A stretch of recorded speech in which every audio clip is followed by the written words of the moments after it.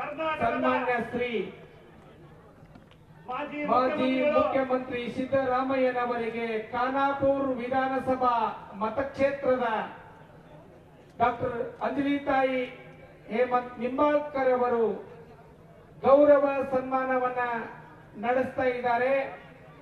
ಮಾನ್ಯ ಸಿದ್ದರಾಮಯ್ಯ ಸಾಹೇಬರಿಗೆ ಖಾನಾಪುರ ತಾಲೂಕಿನ ಶಾಸಕಿ ಅಂಜಲಿತಾಯಿ ನಿಂಬಾಳ್ಕರ್ ಹಾಗೂ ಸಮಸ್ತ ಕಾಂಗ್ರೆಸ್ ಕಾರ್ಯಕರ್ತರ ಪರವಾಗಿ ಕ್ರಾಂತಿವೀರ ಸಂಗೊಳ್ಳಿ ರಾಯಣ್ಣನವರ ಮೂರ್ತಿಯ ಜೊತೆಗೆ ಕಂಬಳಿ ಹೊದಿಸಿ ಅವರನ್ನು ಮಾಲಾರ್ಪಣೆ ಮಾಡುವ ಮೂಲಕ ಸ್ವಾಗತ ಮಾಡ್ತಾ ಇದ್ದಾರೆ. ಎಲ್ಲರೂ ಜೋರಾಗಿ ಚಪ್ಪಾಳೆ ತಟ್ಟುವುದರ ಮೂಲಕ ಸಿದ್ದರಾಮಯ್ಯ ಸಾಹೇಬರಿಗೆ ಸ್ವಾಗತಿಸಬೇಕು. ಶೂರ ಸಂಗೊಳ್ಳಿಯ ರಾಯಣ್ಣನ